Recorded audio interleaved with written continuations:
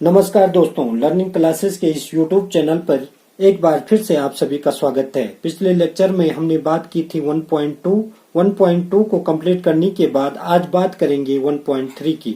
1.3 को स्टार्ट करने से पहले इसका बेसिक इंट्रोडक्शन की बात करूंगा, जिसमें आप देख रहे होंगे कि अपरिमेय संख्याओं का पुनः भ्रमण।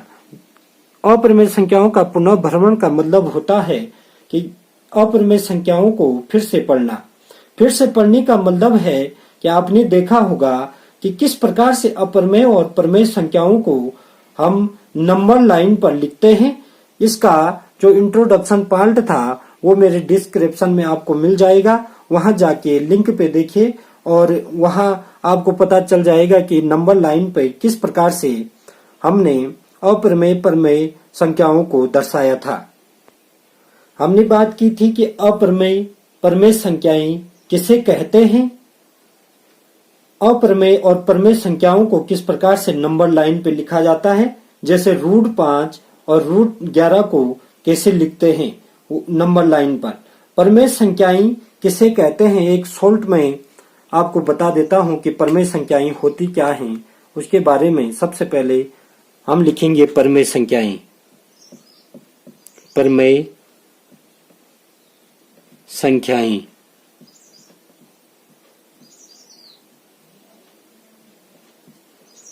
इसको सरल भाषा में देखा जाए कि जिन संख्याओं को आप बटे में लिख सकते हैं, जैसे 2/3, 6/5, 3/6, 3/1, 0/1 और 3/4, ये सभी परिमेय संख्याएं कहलाती हैं। जैसे जिनको हम बटे में लिख सकते हैं या P/Q के फॉर्म में लिख सकते हैं। अब यहाँ पे 2/0, क्या हम इस प्रकार से भी परिमेय, ये भी एक परिमेय संख्या है? ये एक परिमेय संख्या नहीं है, क्योंकि अगर 0 का भाग हम 2 में देते हैं तो 0 ही आएगा। हर में 0 नहीं आना चाहिए। जिसके हर में 0 आएगा वह हमारा परिमेय संख्या नहीं होगा, क्योंकि आपने देखा होगा कि परिमेय संख्या वो होती हैं जिसे हम P/Q के फॉर्म में लिख सकते हैं और Q ≠ 0 होता है। आपको ये पता होगा, जिसके हर में ये Q है, अगर Q ही तुम्हारा 0 होगा तो वो परिमेय संख्या नहीं होती है। और भी डिटेल से हम जानेंगे कि परिमेय संख्या आखिर होती क्या है।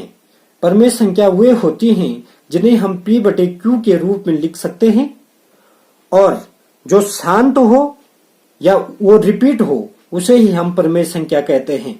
जैसे यहां पे अगर हम 5 का भाग 6 में देते हैं, ठीक है, तो 5 का भाग 6 में देंगे तो 5 एकम 5, यहां पे 1 आएगा, यहां दशमलव लगेगा और यहां पे 0, 5 दूना 10, तो शेष फल हमारे पास 0 बचा।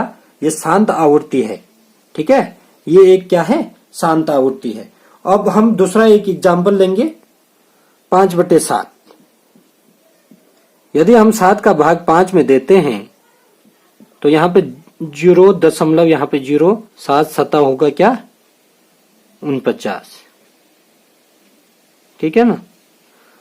7 7 49 हुआ। यहाँ पे क्या आया, 1, यहाँ पे 0 बचा, 7 एकम 7, यहाँ पे 3 आया, यहाँ 0 लगा, 7 चौकू 28, यहाँ पे 2 आया, यहाँ 0 बढ़ा, 7 दूना 14, 7 दूना 14, यहाँ पे क्या आया 6, ठीक है, यहाँ 0 बढ़ा, 7 8 56, ठीक है, यहाँ पे फिर क्या आया, 10 में से 6 गया 4, ठीक है। अब आगे देखिए, ये फिर आगे क्या हो रहा, यहाँ पे 0 आएगा, यहाँ पे लिख लेता हूं, ये इस प्रकार से हुआ। फिर अगर हम 7 पंजे 35, यहाँ पे फिर क्या आया, 5 आया, यहाँ पे 0 बढ़ा, 7 छक्का 42, 7 7 49, ठीक है ना। यहाँ पे फिर 1 आया, यहाँ 0 लगा, 7 एकम 7, ठीक है। तो आप देख रहे होंगे लगातार वही संख्या, यहां से देखो, यहां से यहां तक, और फिर यही संख्या रिपीट हो रही है, ठीक है ना। यही संख्या क्या हो रही है, एक बार फिर से रिपीट हो रही है आगे तक। तो जो संख्या रिपीट हो या जो संख्या शांत हो या जिसे हम P बटे Q के रूप में लिख सकते हो, वही हमारी परिमेय संख्या कहलाती है। अब बात करेंगे दोस्तों अपरिमेय संख्या क्या होती है, जिनको हम बटे के रूप में नहीं लिख सकते हैं, जैसे √2। √2 को हम बटे के रूप में नहीं लिख सकते हैं। अब सवाल बनता है कि √2 को हम क्यों नहीं बटे के रूप में लिख सकते, उसको तो हम √2/1 के रूप में तो लिख सकते हैं। लेकिन हमेशा याद रखना, जैसे हमने देखा था परिमेय संख्या में कि 2/3, ये दोनों क्या होनी चाहिए, हर भी और जो ये अंश है और ये हर है, दोनों क्या होना चाहिए, पूर्णांक होना चाहिए। लेकिन यहां पे आप देख रहे होंगे कि हम √2 को हल करते हैं तो √2 का मान कुछ इस प्रकार से आता है, 1.41 लगातार बढ़ता जाएगा ये, ठीक है ना। जो कहीं पे क्या नहीं होगा, स्टॉप नहीं होगा, या ये फिर से क्या नहीं होगा, रिपीट नहीं होगा। जैसे हमने देखा था उसमें परिमेय संख्याओं में कि वो अंक लगातार कुछ अंकों के बाद फिर से रिपीट हो रहा था, लेकिन यहाँ पे आप देखेंगे कि ये फिर से रिपीट नहीं होगा। जो रिपीट नहीं होता है हमेशा याद रखना, वो क्या कहलाता है, अपरिमेय संख्या कहलाता है, अपरिमेय संख्या कहलाता है, ठीक है ना। जैसे एग्जाम्पल देता हूं, √2, √3, √5, √7, 9 नहीं है, ठीक है ना, क्योंकि √9 अगर √9 है तो ये तो 3 का है, इसलिए ये नहीं है। √11, ये सभी एक अपरिमेय संख्याएं होती हैं। तो मुझे लगता है आपको परिमेय और अपरिमेय में जितना भी डाउट रहा होगा वो क्लियर हो चुका होगा। अब चलते हैं प्रश्नावली 1.3 के क्वेश्चन नंबर 1 पर। ये इस प्रश्नावली से हमेशा बोर्ड के एग्जाम में हमेशा क्वेश्चन बनते हैं, या तो ये क्वेश्चन बनता है या ये दूसरा बनता है या इन तीनों में से एक क्वेश्चन बनता है, ठीक है। तो ये बहुत इंपॉर्टेंट प्रश्नावली है। इसमें आप देख रहे होंगे 3 क्वेश्चन हैं, जिसमें आज हम बात करेंगे प्रश्न नंबर 1 की, ठीक है ना। सिद्ध कीजिए कि √5 एक अपरिमेय संख्या है। हमने सिद्ध करना है कि √5 एक अपरिमेय संख्या है। तो चलिए इसको हल करते हैं। तो हमारे पास क्वेश्चन है कि सिद्ध कीजिए कि √5 एक अपरिमेय संख्या है। इसमें सबसे पहले आप देखेंगे हल। हमने मानना है कि माना √5 एक परिमेय संख्या है, परिमेय संख्या है, यह हमने मानना है, ठीक है ना। जिसमें √5 बराबर a/b, जहां a व b सह अभाज्य हैं। जहां पर सह अभाज्य का मतलब होता है कि ये एक या एक से अधिक बार नहीं कटेंगे, ठीक है ना। अब हम क्या करेंगे कि दोनों पक्षों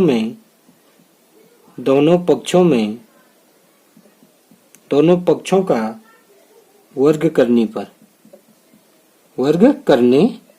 पर अब दोनों पक्षों का वर्ग करने पर एक ये पक्ष और एक ये पक्ष, दोनों पक्षों का वर्ग करेंगे तो ये इस प्रकार से होगा, √5 का स्क्वायर बराबर a का स्क्वायर बटे b का स्क्वायर।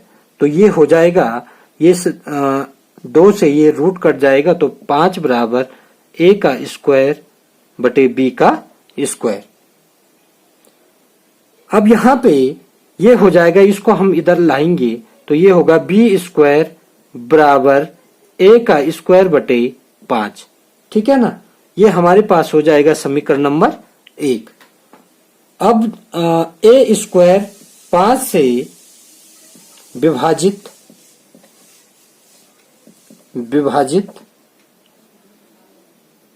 हो रहा है, ठीक है। हो रहा है तो ए भी 5 से विभाजित होगा,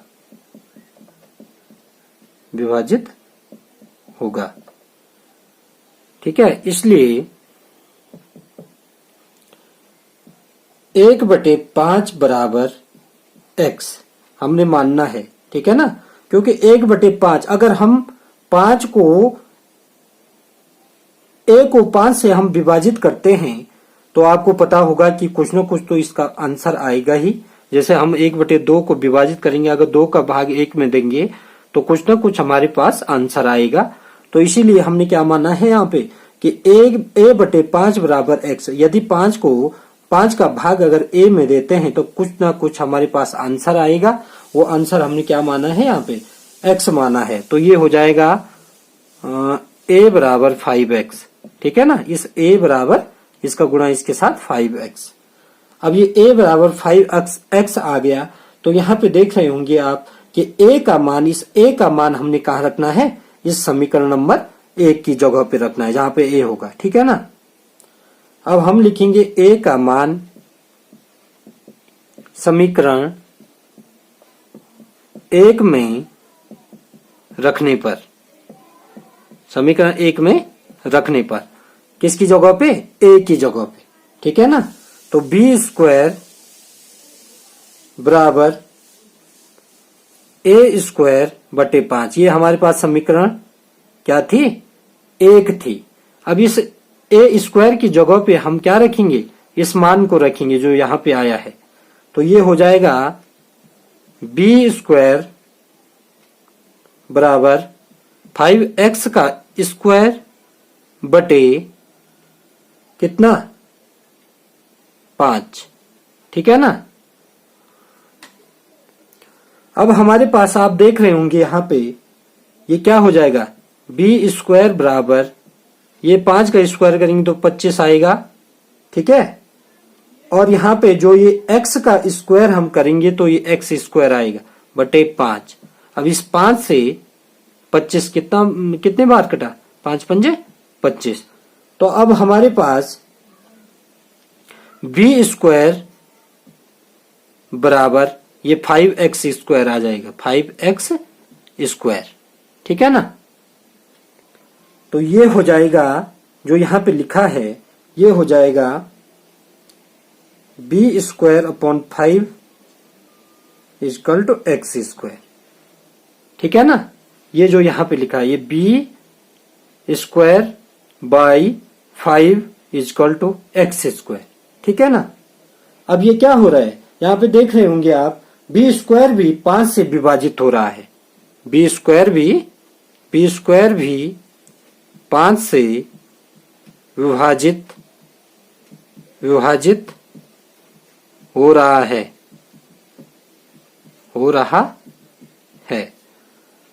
अब ये b² भी यहाँ पे देख रहे होंगे आप कि 5 से ही क्या हो रहा है, विभाजित हो रहा है। जब b² 5 से विभाजित हो रहा है तो b भी क्या होगा, 5 से विभाजित होगा।